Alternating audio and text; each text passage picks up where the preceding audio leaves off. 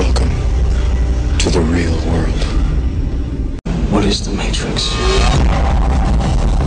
The Matrix is the world that has been pulled over your eyes to blind you from the truth. What truth? This is your last chance. After this, there is no turning back. You take the blue pill, the story ends. You wake up in your bed and believe whatever you want to believe. You take the red pill, you stay in Wonderland, and I show you how deep the rabbit hole goes. Remember, all I'm offering is the truth, nothing more.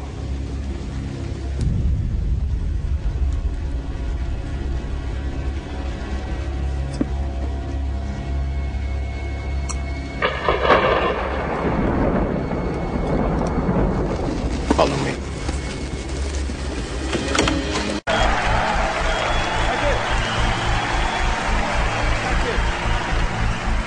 The greatest form of control is where you think you're free when you're being fundamentally manipulated and dictated to. One form of dictatorship is being in a prison cell and you can see the bars and touch them.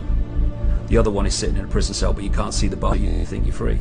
What the human race is suffering from is mass hypnosis. We are being hypnotized by people like this. Newsreaders, politicians, teachers, lecturers. We are in a country and in a world that is being run by unbelievably sick people. And the chasm between what we're told is going on and what is really going on is absolutely enormous. The greatest hypnotist on planet Earth is a oblong box in the corner of the room. It is constantly telling us what to believe is real.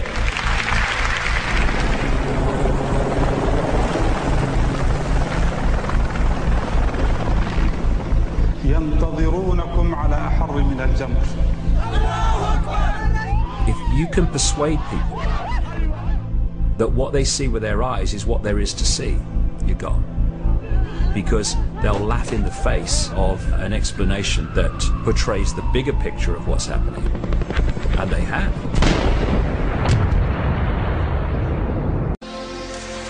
You can look at the Bush family, and they are absolutely Illuminati. As presidents of the United States go, Father George Bush, I mean not the idiot's son, but Father George Bush is higher in the Illuminati than most of them. The British royal family are one of the Illuminati bloodlines. It's all about genetics to these people. They're like horse breeders. Diana basically called herself the Windsor's brood mare. She was brought into the web merely to be the vehicle to give birth to William. You look at Charles and you look at William, and there's very much a resemblance. But when you look at Harry,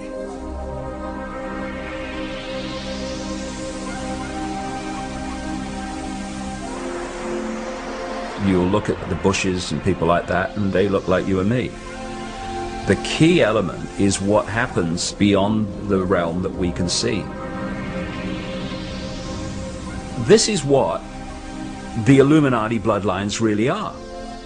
They are vehicles for other dimensional entities to manipulate this reality. These entities, many of which take a reptilian outer form, are manipulating this world through these Illuminati bloodlines.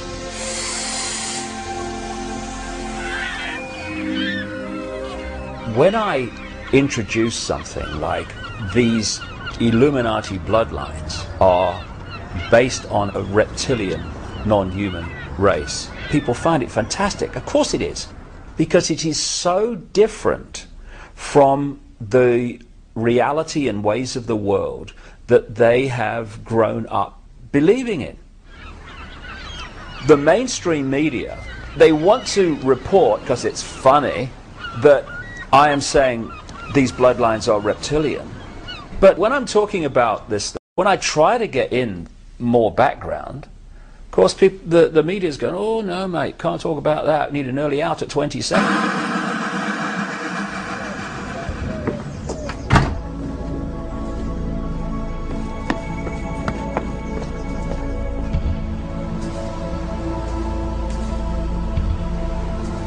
First time I made this journey was on a paddle steamer. I fell in love with the Isle of Wight when I was such a small kid. I remember at infant school, I used to play Isle of Wight ferries in the paddling pools. That was that far back, and I always wanted to live here, and I made it in 1982. And I used to go up to the BBC and back all the time. So I've made this journey so many times.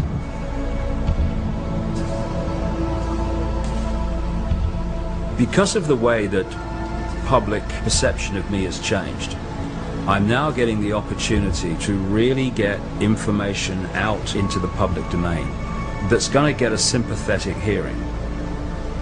I decided months ago, just intuitively, instinctively, that I wanted to talk in London.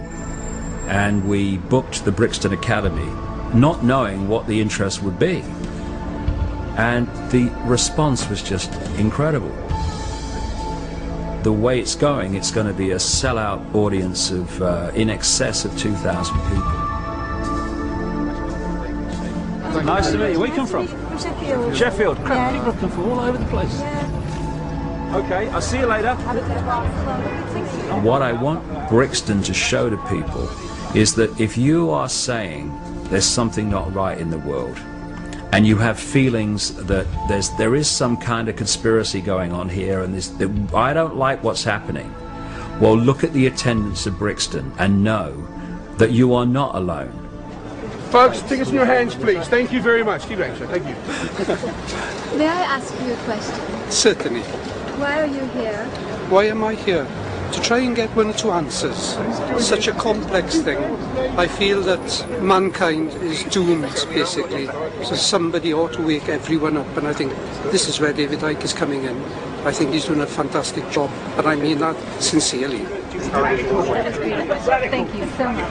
Enjoy the show. I intend to. Thank you.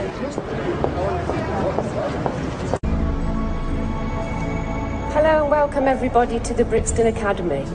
At this point I was going to come out with all sorts of words like how I've known David for 35 years and how he's given the last 15 to researching all that he writes and talks about. But to be quite honest with you, you've not come here to hear or see me, so there's no more to be said, and I would like to say welcome David Icke.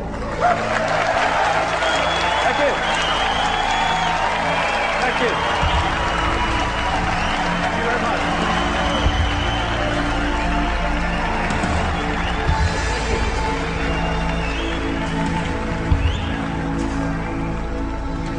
This was George Bush. You're free, and freedom is beautiful. And you know it'll take time to restore chaos and order. Order out of chaos, but we will. Order out of chaos, or as I've dubbed it, problem, reaction, solution. Simple, devastating, played on us by the day. Nobody laughs because they actually listen. They want to listen to what he's saying, and I think only then when you've listened to what somebody says can you give an input into what they're saying. You want to change society in a way that you know if you announce it openly you're going to get massive reaction. So you don't announce it openly, you play this scam. You know, you read a book and you go and hear somebody speak and you'll find it's not what you thought it was. He is not who you think he is. Stage one, you create a problem. Could be a terrorist event, could be a war, it could be a run on a currency, could be a bird flu. He's never said, you must believe what I say. I think he'll go out there and say, I'm not telling you to believe what I'm telling you now. I am passing on information that I have uncovered and gleaned over 15 years of research. Make of it what you will. I've just described 9/11, by the way. I was in a bar just after 9/11. I was watching CNN live, and I saw Bush stand up and say, and I saw this plane hit the World Trade Center. And he said, this is word for word, he said, and I thought, what a terrible pilot. That's what he said. The first plane was not shown on live television, only the second one. No way in the world is it possible for him to have seen the first plane hit. Total frickin' lies.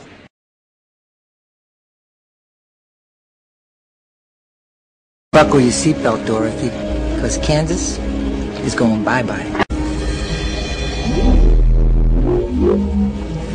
Have you ever had a dream, Neo, that you were so sure was real? What if you were unable to wake from that dream? How would you know the difference between the dream world and the real world? This can't be. Be what?